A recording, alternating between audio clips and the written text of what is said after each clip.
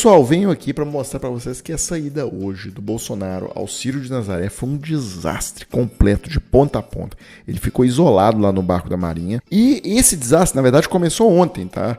Quando o chefe da Arquidiocese de Belém disse que não convidou o Bolsonaro para o Círio de Nazaré e afirmou não permitir o uso político do evento. O Bolsonaro, ele tem um problema muito grave, e ele se acostumou com esse tipo de líder político, tá? Isso aqui é um líder político, que faz o uso do nome de Jesus Cristo para fazer os eventos políticos dele, né?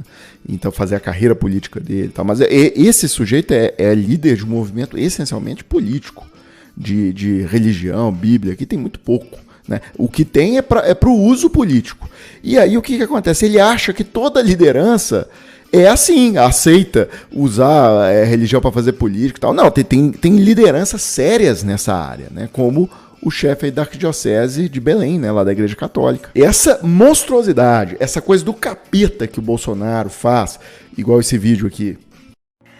Povo armado jamais será escravizado. Compre suas armas.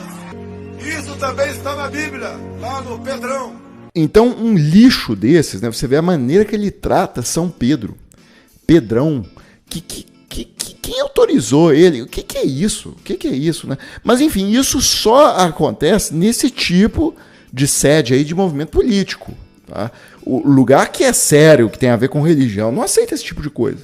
E aí, o Bolsonaro acha que todos os lugares têm esse tipo de picaretagem e tal, e não é, né? Então, ele se deu muito mal. No Sírio, inclusive, ele nem sabe escrever Sírio, né? Escreveu hoje lá Sírio com S e, na verdade, o Sírio é com C. Então, pessoal, eu sigo com o vídeo aqui. Olha só que interessante isso.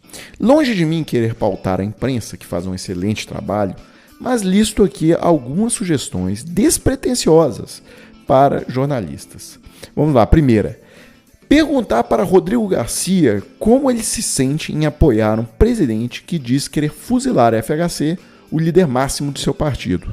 2. Perguntar para Moro e Deltan Dallagnol se eles acham que Bolsonaro é honesto e promove o combate à corrupção. 3.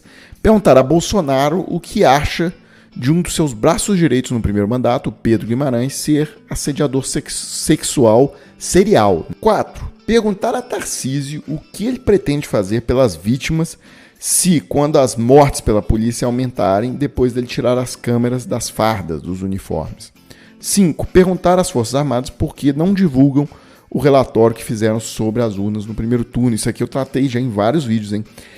A impressão que passa é que todos os testes de integridade só deu tudo certo. E é o seguinte, eles não, a mando do Bolsonaro, eles não vão admitir que as urnas funcionam. Por quê? Porque no segundo turno, se o Bolsonaro perder, eles querem dizer que as urnas não funcionam, tá? Então, parece que eles querem segurar. Então, assim, não diz nada agora. E aí é o seguinte, se Bolsonaro ganhar, eles soltam um relatório dizendo que estava tudo certo com as urnas. Se o Bolsonaro perder, eles soltam o relatório dizendo que as urnas não funcionam. Me parece que é isso que está em curso. 6. Perguntar a Hamilton Mourão o que ele acha dos efeitos da expansão da Suprema Corte na Venezuela em 2004 por Hugo Chávez. Para quem não viu, o Mourão deu entrevista na Globo News essa semana dizendo que apoia, né, o projeto aí que vai, na verdade, transformar o Bolsonaro em ditador, né? Eles vão controlar a Suprema Corte, aumentando para 15 o número de cadeiras, e é óbvio que vai ser o Bolsonaro que vai indicar esses novos ministros. Bem, pessoal, aí mudando de assunto mais uma vez, tá aqui numa matéria que chamou a atenção, tá?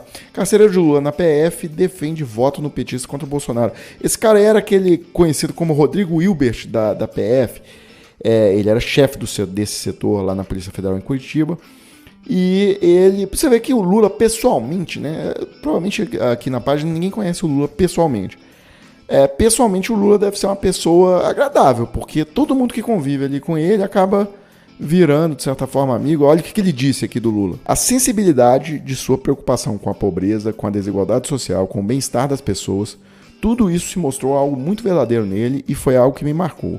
Nunca o vi deprimido na carceragem, era um sujeito humilde e que sempre demonstrou gratidão e compaixão por quem estava ali com ele, diz o ex-carcereiro. Bem, curiosamente, não é o que as pessoas que convivem com o Bolsonaro dizem dele, né? Mas enfim, a gente segue aqui com o último assunto do vídeo, uma análise mostrando que o PT costuma ter, na eleição presidencial, né, desde 1989, um bom desempenho na campanha do segundo turno, tá? Então o PT é bom de campanha, no segundo turno. Eu repito, o PT sempre subiu bastante o seu desempenho do primeiro para o segundo turno, e aí independentemente de estar no governo ou não estar, tá? Por exemplo, 89, o Lula teve muito mais votos no segundo turno do que no primeiro. Também em 2002, 2006, 2010, todas essas eleições o PT teve um bom desempenho no segundo turno.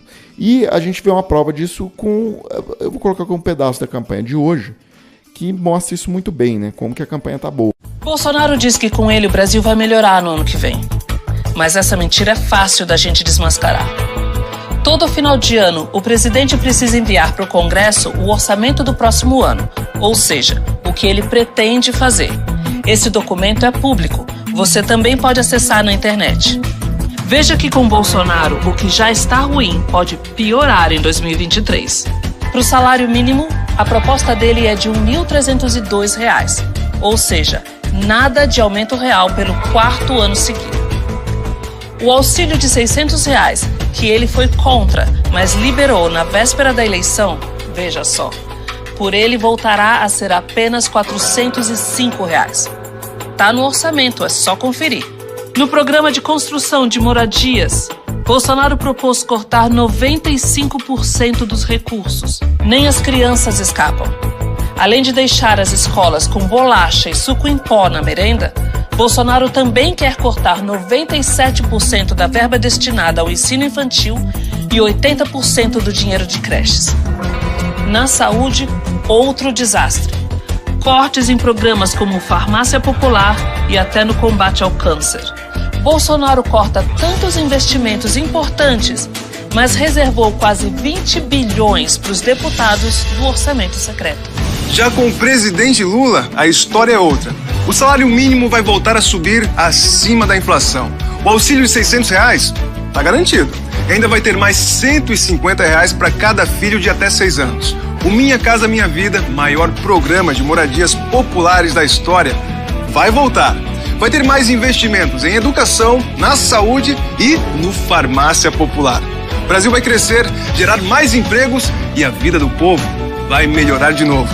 Não tem dúvidas, o melhor futuro pra gente é com Lula presidente. Pessoal, então é isso. Hoje eu coloco até com mais ênfase a questão do Pix aqui na tela, do Pix do Desmascarando, em função que houve uma desmonetização global, tá? A plataforma global do YouTube de monetização saiu do ar, tá com problema, desde hoje de manhã, então tá todo mundo no escuro aqui por tempo indeterminado, né? Não só o canal Desmascarando, mas todos os outros.